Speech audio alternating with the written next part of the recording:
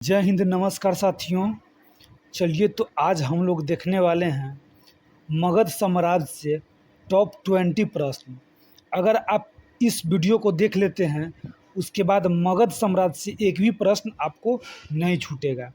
तो चलिए हम लोग शुरू करते हैं।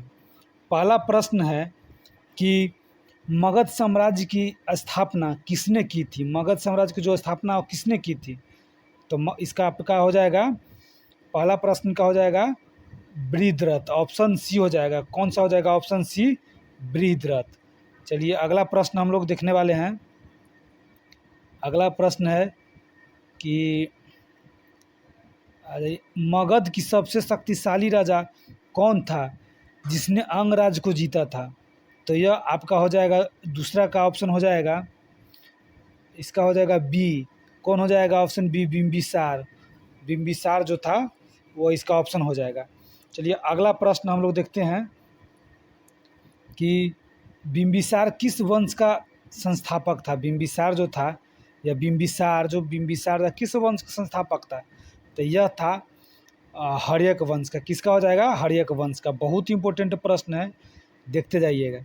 चलिए अगला प्रश्न हम लोग देखने वाले हैं कि अजात शत्रु ने किस प्रसिद्ध धार्मिक व्यक्ति का समकालीन था? समकालीन के मतलब होता उसके समय का था। तो यह हो जाएगा आपको महावीर के। क्या हो जाएगा? महावीर के। अजात शत्रु, देखिए अजात शत्रु किसके समकालीन थे? तो यह था महावीर के समकालीन। बहुत ही इंपॉर्टेंट प्रश्न है। चलिए अगला प्रश्न देखते हैं। मगध की राजधानी प्रारंभ में कौन सी थी? जो प्रारंभ में मगध की जो राजधानी थी, इसमें बहुत ही कन्फ्यूजन रहता है। कोई पाटलिपुत्र मार देता है। तो सबसे पहले देख लीजिए, जब भी कह देगा मगध की प्रारंभिक राजधानी कौन सी थी, तो इसका हो जाएगा पहले राजगिरी, यानी पाटलिपुत्र से पहले राजगिरी हो जाएगा। कौन सा हो जाएगा? राजगिरी। चलिए अगला हम लोग देखते हैं कि मगध साम्राज्य को सर्वप्रथम साम्राज्य बनाने वाला राजा जो है ना, कौन सा था? यानी मगध साम्राज्य को सर्वप्रथम साम्राज्य बनाने वाला राजा कौन था? तो इसका आपको हो जाएगा, देखिए इसका आपको ऑप्शन बी हो जाएगा, जो कि नीचे है। देखिए कौन था? तो यह बिंबिसार था। बहुत ही इंपॉर्टेंट प्रश्न। ऑप्शन इसका बिंबिसार हो जाएगा, बी। ठीक, बी, ऑप्शन बी हो जाएगा इसका, बिंबिसार। अब आ जाइए, अजात शत्रु ने किस युद्ध उपकरण का निर्माण करवाया था? अजात शत्रु किस युद्ध उपकरण का निर्माण करवाया था? तो यह महाशिलाकंटक है। महाशिलाकंटक, यानी क्वेश्चन एक बार और देख लीजिए कि अजात शत्रु ने किस युद्ध उपकरण का निर्माण करवाया था? तो ये हो जाएगा महाशिलाकंटक। इसका नाम था महाशिलाकंटक। चलिए अगला प्रश्न देखते हैं। मगध और कौशल के बीच युद्ध किस के समय हुआ था? मगध और कौशल के बीच युद्ध किसके समय हुआ था? तो इसका ऑप्शन आपको हो जाएगा अजातशत्रु, यानी option C, Ajatashatru. Option C, Ajatashatru के समय हुआ था।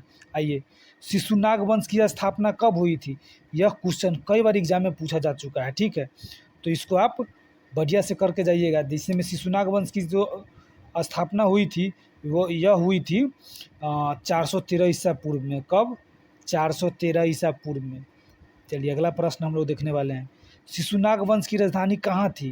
तो शिशुनाग वंश की जो राजधानी थी वह राजगिरी थी। कौन थी?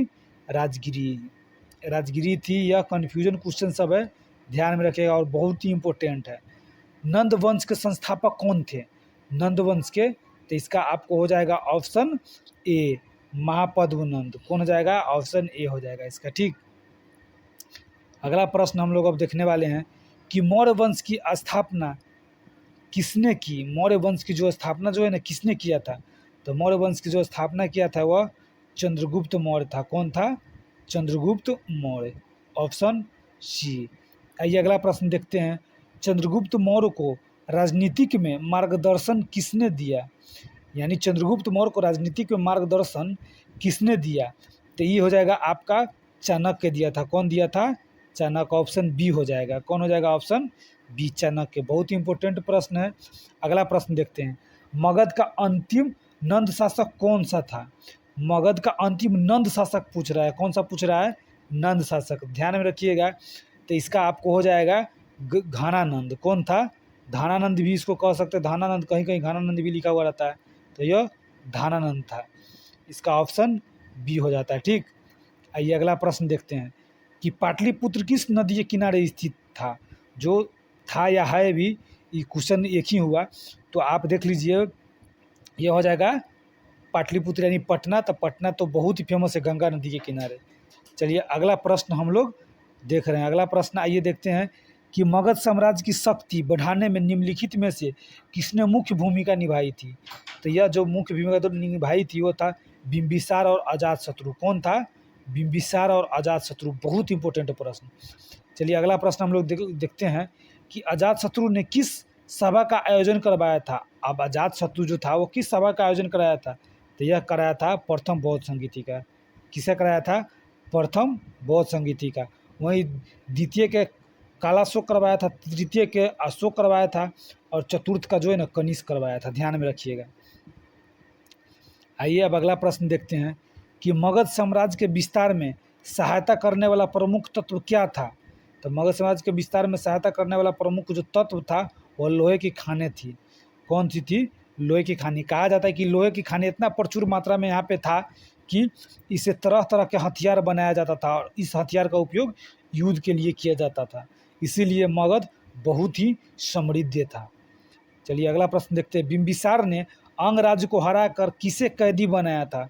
तो यह अंग राज्य को हराकर ब्राह्मद जो है ना, ब्राह्मदत्त उसको कैद में कर लिया था। देखिए ऑप्शन ए हो जाएगा ब्राह्मदत्त। आइए अगला प्रश्न देखते हैं। और मगध साम्राज्य के प्रारंभिक वंशों में कौन शामिल नहीं है। तो देखिए मगध साम्राज्य के प्रारंभिक वंशों में जो है ना, यह गुप्त शामिल नहीं है। कौन नहीं शामिल है? गुप्त। क्योंकि हर्यक था, शिशुनाग था, मौर्य था, लेकिन गुप्त नहीं था। तो इसका ऑप्शन आपको हो जाएगा, देख लीजिए ऑप्शन डी, गुप्त। तो ये रहा टॉप प्रश्न मगध साम्राज्य से। अगर आप इसको कर लेते हैं तो कोई भी प्रश्न दूसरा जल्दी देखने का उतना आपको आवश्यकता नहीं पड़ेगा। इसी वीडियो से आपका सभी प्रश्न अगर मगध साम्राज्य से आता है तो बन जाएगा। ठीक है, तो मिलते हैं अगले वीडियो में। जय हिंद साथियों।